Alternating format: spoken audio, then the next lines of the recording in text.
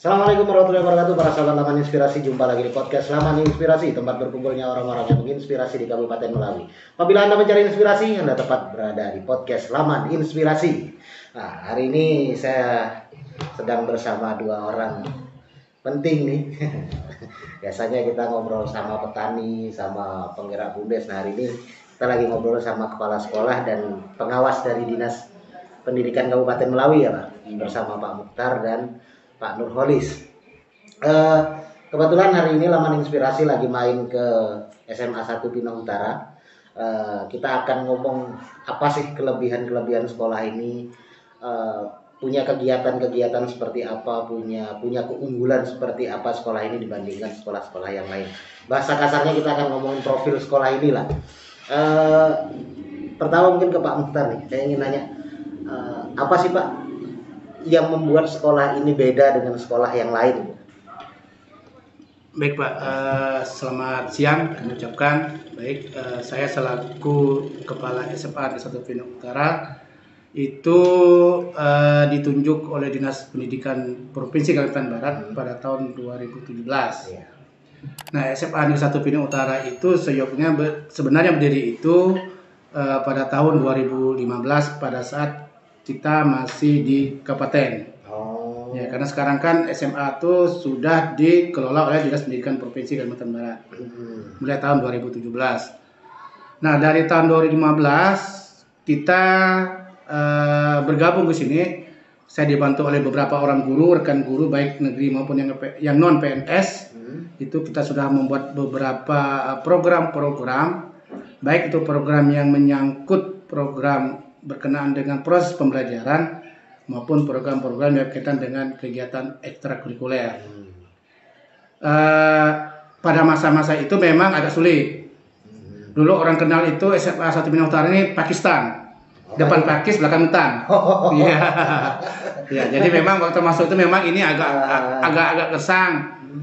Nah, pada waktu itu saya diajaklah oleh Pak Budi. Yuk kita bergabung satu forum.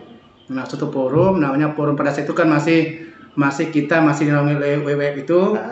Nah, saya bergabung pada tahun 2016 ikut kegiatan sampailah kita pada saat itu ada juga dibuatkan video dari WWF itu. Pada saat itu kami mengangkat tentang toga. Toga, ya kan pengobatan keluarga. Itu kita angkat dan berhasil dan berjalan sampai kira-kira ada 2 atau 3 tahun. Nah, berlanjut kita masih tetap diajak lagi ke Bang Haji, yuk kita gabung lagi ke forum. Nanti WF sudah bersama dengan SUA, jadi kami juga sekarang sudah dengan SUA. Nah, kegiatan itulah, kegiatan yang kami lakukan dengan pendampingan SUA itulah ada beberapa kegiatan unggulan yang kami programkan. Ekstrakurikuler kita ada pramuka, ada PMR, ada Ikapara, ada drum band, ada seni kriya, seni tari, itu yang ekstra. Sedangkan kalau yang mengarah akademik itu kita mengarah kepada peningkatan kualitas mata pelajaran. Nah, kami berpikir pada saat itu kalau kita berkompetisi secara akademik ke Pino aja kita belum mampu. Apalagi ke Pontianak. Berapa kali kami kegiatan olimpiade mata pelajaran tidak pernah lolos untuk kita provinsi. Maka mulai tahun 2016 kami berpikir yuk kita perkuat kegiatan ekstranya. Nah, jadi pada saat itu kami 2016-2017 kami perkuat kegiatan ekstrakurikuler dan alhamdulillah kegiatan ekstrakurikuler akan membawa siswa-siswa kami sampai ke tingkat nasional. Jadi itu kami pikir ya salah satunya adalah ekstrakurikuler nanti yang bisa membawa nama SMA 1 Pinang Utara ini biar lebih dikenal orang. Karena secara akademik kita belum mampu. Ya, berarti sekolah ini akhirnya sekolah ini memilih untuk lebih mengunggulkan bidang-bidang non akademik gitu ya. Dan kalau boleh tahu sudah berhasil sejauh mana nih Pak? Prestasi non akademiknya siswa di sini? Baik, kalau kegiatan non akademik kita pada tahun 2018 kita ada siswa kita lolos tingkat nasional FLS2N ke Aceh. Itu kegiatan lombanya itu desain poster. Itu larannya ke IT. Iya. Pada tahun 2019 itu juga FLS2N tingkat nasional di Lampung yaitu Kria. Krianya di sini sudah. Iya, Kria. Tahun 2020 kemarin yaitu kegiatan Duta Genre juara 3 tingkat nasional. Yang juga ditampilkan adalah produk krianya yang menjadi khasnya kita. Yang diunggulkan. Ya. Berarti bisa dikatakan adalah produk krianya sini lumayan bisa bicara gitu di luar Pak ya. Nah kalau untuk Pak Nurkholis nih ngelihat SMA 1 Pinoh Utara ini seperti apa sih Pak? Ya, terima kasih. Assalamualaikum warahmatullahi wabarakatuh. Ya. Memang saya selaku kelas pembina itu mulai ke saya tahun 2018 ya, 2018 karena yang pengasih pembina utamanya pensiun kan ke saya. Jadi di sini ada keunggulan yang bisa dibanggakan dari kalau dibandingkan sekolah lain yang notabene-nya adalah sekolah baru lahir ya. Keunggulannya di sini akreditasi dulu. Sekolah baru lahir akreditasinya biasanya rata-rata kalau tidak CP, tapi kita di sini A. Oh langsung A. Langsung A. Nah, di sini. Mengapa di sini bisa A?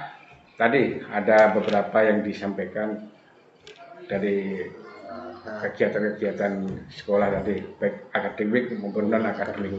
Yang walaupun olimpiadenya yang akademik tidak mendapat apa-apa bahasanya gitu ya, tapi kan sudah berupaya, ada progresnya.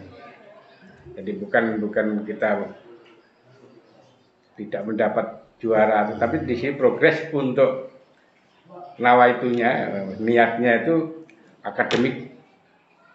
Ya masalah dapat juara atau belum itu nanti gampang urusannya. Yang penting ada. Tapi kan udah ada upaya. Kemudian di bidang non akademik di sini memang kita harus tadi undang dengar sendiri. Nah, ini. Jadi sekolah ini bisa dikatakan untuk di Kabupaten Melawi yang baru lahir tapi langsung muncul di permukaan. Nah, ini yang menjadi kelebihan di Kabupaten Melawi. Dan satu lagi, yang kegiatan tadi, sekolah yang startup SMA dan SMK ini baru di sini, ya baru sini. Bahasanya sekolah pinggiran. Ini sekolah pinggiran, tapi melebihi yang lain di kota-kota. Mudah-mudahan ke depan ya harapannya oleh para pembina bisa lebih baik, karismanya lebih bagus sih lebih dari yang hari ini gitu. Nah ini tadi saya melihat menarik nih, sekolah ini berdirinya baru 2015 Ya. 2015. Nah langsung dapat akreditasi A tuh dalam jangka waktu berapa tahun Pak? Oke, baik Mas. Kita berdiri memang tahun 2015 itu kita juga sudah menerima siswa baru tahun 2015. Tahun 2008 sebenarnya kita itu agaknya tahun 2019 oleh kebijakan kementerian BAN itu bahwa sekolah-sekolah yang belum terakreditasi dan sudah ada siswa kelas 3 diakreditasi. Nah kan gitu. Kita secara fisik sudah siap karena sebelumnya kami sudah menyiapkan karena saya sudah memperhitungkan pada awal 2018 kami adakan IHT untuk persiapan akreditasi. IHT itu apa? In-house training, kita latihan dulu. Kawan-kawan kita latih nih untuk persiapan akreditasi tahun 2019 sebenarnya. Tetapi oleh kementerian itu dimajukan tahun 2018. Akhirnya kita berupaya untuk akreditasi itu dengan kita punya tim yang solid juga dengan kawan-kawan guru yang saling mendukung membantu. Memang dari segi fisik kita ini mungkin kalah dengan sekolah yang lain. Tapi kami perkuat adalah manajemennya, manajemen pembelajarannya, manajemen gurunya, manajemen penilaiannya, pokoknya berkaitan dengan manajemen sekolah itulah yang kita perkuat. Kalau fisik kita kalau bandingkan dengan sekolah-sekolah yang lain kita mungkin masih jauh. Fisiknya nih, Iya, fisik. fisiknya. Dulu kita tidak ada parkir, Iya. kita tidak ada musola, itu fisik kan. Tapi yang kami perkuat adalah manajemen ke arah situ. Nah, manajemen ke arah bagaimana upaya kita untuk mengadakan barang itu. Nah, itulah barangkali yang dinilai oleh asesor itu. Kita ada upaya-upaya dan juga dokumen-dokumen pendukungnya itu kita siap 100%. Maka oleh asesor dibilang dapatlah agregasinya A. Jadi alhamdulillah kita sekolah baru 3 tahun langsung dapat A. Ya. Nah, itu prestasi yang cukup membanggakan juga ya. Ya. Menurut saya baru 3 tahun langsung dapat akreditasi A, padahal setahu saya untuk mendapatkan akreditasi A itu perjuangannya tidak mudah gitu. Jadi sekolah ini bisa patut dicontoh. Mungkin sekolah-sekolah lain yang sedang baru mendirikan sekolahnya bisa langsung dapat akreditasi A, bisa langsung belajar ke sekolah sini. Terus ya setahu saya kan di sini ada sekolah berwawasan lingkungan juga Pak ya. Iya, iya. Nah itu gimana Pak? Sekolah ini menyikapi lingkungan yang ada di sini gitu.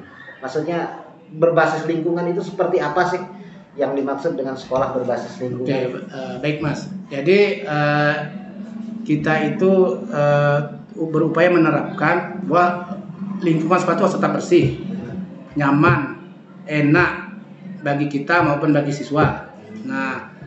Nah, upaya yang kita lakukan itu untuk menciptakan sekolah yang berwawasan lingkungan itu kita tetap menjaga bahwa lingkungan itu tetap bersih. Nah, apa programnya? Kita ada namanya program LISA. Program LISA. LISA. Lihat sampah ambil. Oh. Ya. Yang kedua kita dulu kalau normal itu, yang normal dulu kita belum ada pandemi itu, setiap habis upacara kita wajib semua turun ke lapangan, gurunya, siswanya mungut sampah. Keliling kurve. Nah, itu kan itu yang wajib. Jadi setiap upacara kita wajib itu gurunya, siswanya kita yuk sama-sama mungut sampah bersih. Itu rutin setiap Senin. Itu rutin setiap Senin. Nah, kami juga menyediakan tempat-tempat sampah di mana sudah tempat tiap kelas. Tiap ruangan ada tempat sampahnya. Di teras-teras kita juga tempat sampahnya. Nah, itu konsep kami lakukan dalam rangka sekolah berwawasan lingkungan, menciptakan lingkungan bersih, enak dan nyaman dengan salah satu program LISA tadi itu. Itu salah satu programnya. Tapi memang saya benar-benar merasakan tadi ya ketika di sini tadi tidak sengaja saya ke toilet. Yeah. Jadi baru sekarang saya lihat toilet sekolah sebersih itu. Saya nggak tahu itu toilet siswa atau bukan, atau toilet guru, saya nggak tahu. Siswa. Oh, toilet siswa. Toilet siswa bisa sebersih itu. Memang kita buat semacam piket. Oh. Kan ada dua tuh, satu putra, satu putri. Nah, memang itu memang desain itu memang dari kan itu bantuan, memang seperti desainnya. Cuma nanti kita merawat itu berikan kepada tanggung jawab siswa lah. Ya, itu kita awasi man. Itu sangat luar biasa sekali toilet sekolah bisa sebersih itu.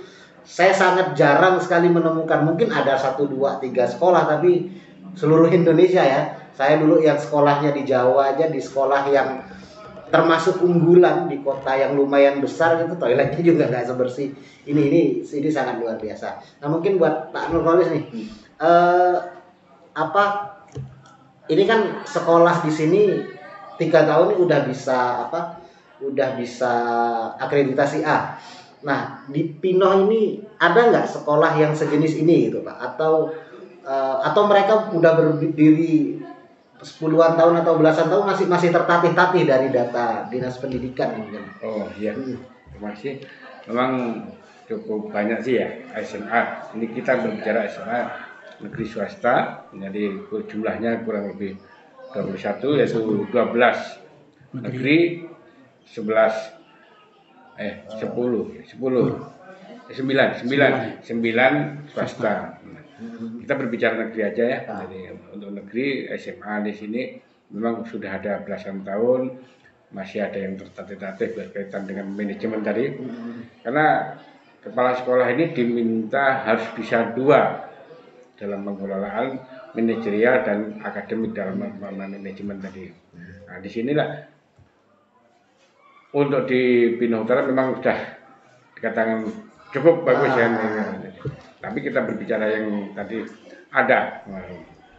Tapi untuk sekolah lain yang kelasnya juga sama, nasional juga ini ada juga.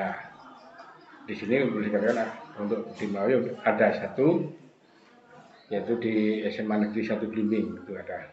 Jadi boleh nanti kalau mau ke sana main-main boleh. Itu sudah terakreditasi Juga dan sudah sering ikut program lomba sekolah sehat.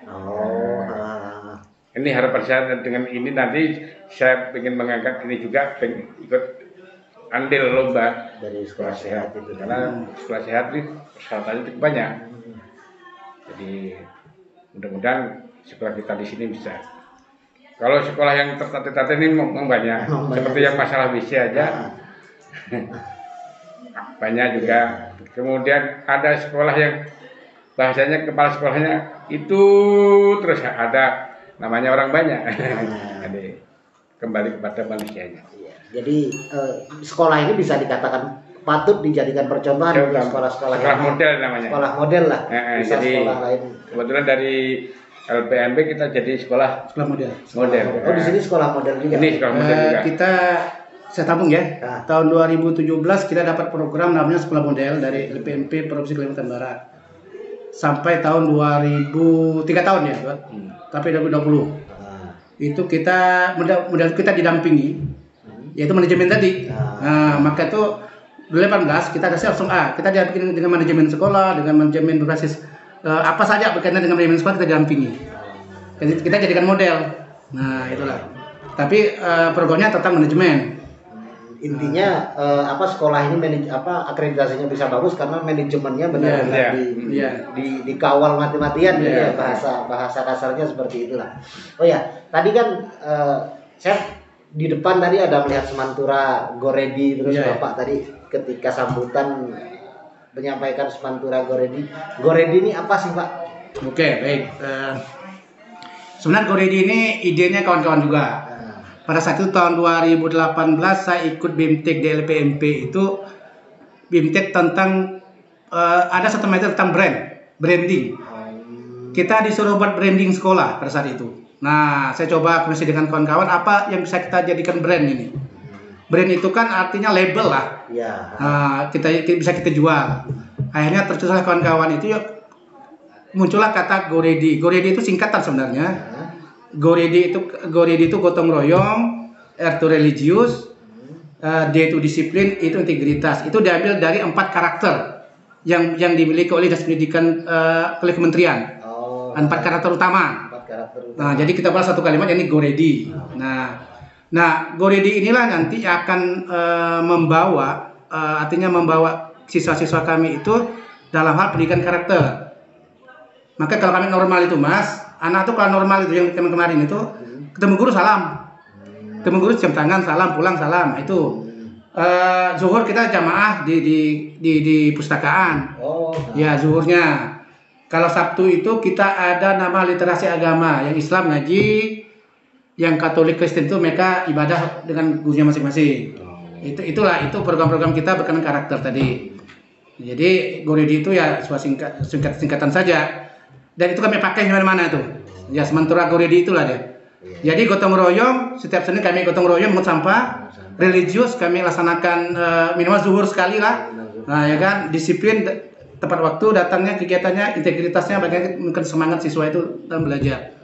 Dan itu dilaksanakan terintegrasi pada mapel.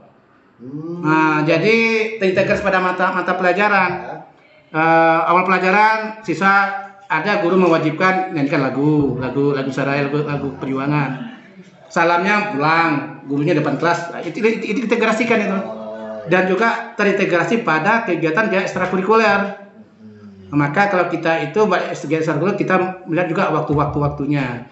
Jadi Goredi ini kita integrasikan ke mata pelajaran dan ke kegiatan-kegiatan ekstrakurikuler. Jadi semua aktivitas yang ada di sekolah ini terintegrasi dengan Goredi. Iya, Goredi. Dan Goredi ini harus dilakukan dalam setiap aktivitas juga. Bukan hanya sekedar brand untuk jalan, tapi siswanya juga harus benar-benar memahami dan melakukan itu dalam aktivitas sehari-hari. Siswa dan gurunya lah. Siswa dan guru. Iya. Nah, itu luar biasa sekali ya. Sekolah sudah memikirkan brand itu karena bagaimanapun sekolah itu kan dia membutuhkan sesuatu yang untuk dijual agar banyak Iya. siswa yang mau sekolah di sini gitu. Nah mungkin kalau untuk Anul Kholis, hal yang sekolah di sini yang melakukan seperti ini banyak nggak Pak? Atau Semantura ini baru satu-satunya? Iya. Ya, sini. Ini koreksi tadi kan ditanyakan Semantura ya, Semantura. Ini kepanjangannya dulu Iya. SMA Negeri. SMA Negeri 1 Pinang Utara. Iya. Iya. Sip. Jadi berkaitan dengan yang brand-brand ini memang ada sekolah-sekolah yang karena di sini tiba-tiba kepala sekolah ini selain ada 4 kompetensi, salah satunya adalah kewirausahaan, maka harus buat brand. Ada produk yang dihasilkan. Oh. Ada. Ini memang dari program pemerintah. Alhamdulillah kita di sini udah bisa. Tapi ada juga sekolah masih kebingungan apa sih yang bisa saya buat. Tapi alhamdulillah dari 21 sekolah ini hampir semuanya, walaupun nilainya tinggi rendah gitu ya. Ada yang betul-betul kelihatan, ada yang hanya judulnya aja. Nah, ini karena sekolah banyak, kembali lagi pada kebetulan kalau di sini bisa dilihat, kalau di sini dilihat. Oke. Berarti munculnya brand itu karena ada produk yang ingin dijual. Motivasinya di sini seperti itu juga atau enggak Pak? Untuk memunculkan brand Go Ready ini tadi. Iya, ada begitu juga. Ya. Itu produk-produk apa yang Ya. yang diunggulkan di sini? Sebenarnya kita sebenarnya pada tahun 2019 itu kita sudah ada program, yaitu kita ingin meningkatkan pengetahuan anak berkenaan dengan kriya tadi. Nah, baik kartu kunci sebenarnya itu sudah kita rencanakan, sudah kita anggarkan dalam BOS itu kan, karena kita latih alumni yang dapat kita panggil. Karena kemarin itu di pandemi, ya itu barangkali program itu kita stop dulu nih. Nah, kita coba lagi nih. Nah, mungkin mudah-mudahan tahun 2021 ini pandemi sudah mulai surut. Kita coba lagi, konsep itu mau kita munculkan lagi. Sudah ada tawaran kemarin dari kebetulan ada rekan-rekan pesan ketungan kunci, kan sudah buat contoh ketungan kunci itu ada perisai. Nah, itulah nanti sebenarnya yang mau kita produkkan dan konsep Go Ready tadi itu. Nah, cuma kemarin itu memang ini Bang terus terang aja belum terlaksana ini karena masa pandemi kemarin. Kita kemarin kan 2020 itu kan total kita daring nih. Nah, daring total. Jadi tidak ada yang kelas 2 aja sekarang kita tidak pernah ketemu kemarin. Jadi itu sebenarnya Mas. Jadi program itu sebenarnya itu salah satunya. Termasuk saya mau ngangkat juga tentang khas budaya. Pinang Utara kenal dengan Jepin. Jepin ini. Ya, kalau Mas tanya aja Bang Taji itu Jepin itu yang memang dulunya itu asal-muasal di Pinang Utara. Asal-muasalnya. Iya. Karena kalau misalnya dilihat dari sejarah kan daerah sini termasuk daerah tua kan. Iya. Ya, jadi saya juga sudah bekerja sama pada saat itu dengan pemuda olahraga, kita ada bantu alat Jepin. Cuma kita kendali guru. Iya. Nah, guru ini memang anak muda sekarang memang susah main Jepin. Main gabus saja langka sekarang. Iya. Nah, tapi saya tetap optimis itu. Kita juga dapat bantuan alat itu, mudah-mudahan nanti ada waktu normalnya kita akan berupaya nanti kita memuatkan kawan-kawan yang bisa. Iya. Itu. Karena kalau masalah Jepin juga kebetulan saya punya minat yang cukup kuat di bidang seni dan budaya. Cuman bidang saya bukan Japin aja. Kalau ngomong Japin memang kita sudah menuju kepunahan, Pak ya. Iya. Pemainnya udah tinggal yang tua-tua, sudah tinggal menunggu hari lah bahasa kasarnya. Dan ada beberapa teman juga yang mencoba mendokumentasikan itu ketika beliau sudah di masa akhir-akhirnya sampai meninggal, sampai akhirnya tidak bisa mewariskan lagi. Mungkin ini butuh kerjasama yang cukup kuat lah di bidang kalau misalnya ingin mengangkat Jepin. Tapi saya menarik sekali nanti kalau misalnya itu sudah jadi Laman Inspirasi mungkin akan meliput ke sini lagi ya untuk perihal Jepin itu. Sebenarnya Mas di sini ada satu orang itu di SD 1 dekat SD 1 Pinang Utara rumahnya itu, dia pemain asli Jepin. Dulu kami pakai untuk pelatih. Oh. Berhasil, bagus. Siapa nama dia, suami istri itu. Cuma yang kelemahan kita ini tidak ada anak itu pandai main gambus. Oh. Nah, tidak yang mau. Anak-anak. Memang susah. Jadi kemarin itu kita coba, bahkan kemarin kita sempat ikut lomba jauh 2 pula di dinas itu. Dinas provinsi tahun 2020 awal. Nah, bapak itu kita panggil, kita latih seminggu jadi. Nah, tapi tanpa kendangnya dengan musik, hanya latihan nari saja. Oh. Karena main gendang itu perlu proses panjang. Nah, itu. Iya, iya. Tahu saya kalau memang gendang itu kalau saya pahamnya saya gamelan, gendang itu adalah kunci. Iya, kuncinya. Itu agak lama latihannya. Iya, itu kalau tari itu seminggu bisa jadi. tidak sembarangan orang yang melepaskan gendang itu. Itu mungkin karena Pak Muhtar lagi ada kesibukan ada pelatihan juga, ini kita langsung tiba-tiba menyempatkan waktu, mau nggak mau saya akhiri dulu di sini. Siap. Mungkin kapan-kapan kita bisa ngobrol lagi kapan-kapan. Mungkin pertanyaan terakhir nih buat Pak Nurholis sama Pak Muhtar. Untuk Pak Muhtar, pengen melakukan apa lagi sih sekolah habis ini, pengen melakukan gebrakan apa lagi setelah ini, dan untuk Pak Nurholis harapannya apalah buat sekolah ini agar kedepannya jadi lebih baik. Mungkin dari Pak Muhtar. Kalau pengen saya sih siswa saya itu secara akademik itu bisa berhasil ke sampai tingkat nasional. Itu secara akademik. Ya. Misalkan ada lomba-lomba akademik bisa nasional. Dan kalau yang non akademik bisalah ke internasional. Itu harapan. Tapi itu perlu perjuangan, ya kan? Ya, benar. Itu cita-cita tuh. Itu cita-cita. Ya. Benar, cita-cita harus tinggi langit agar kita jatuh itu di awan-awan. Iya. Ya, kalau untuk Pak Nurholis, kalau dari Pengabdina ini mengharapkan dengan adanya kemitraan ini, ya kita kemitraan.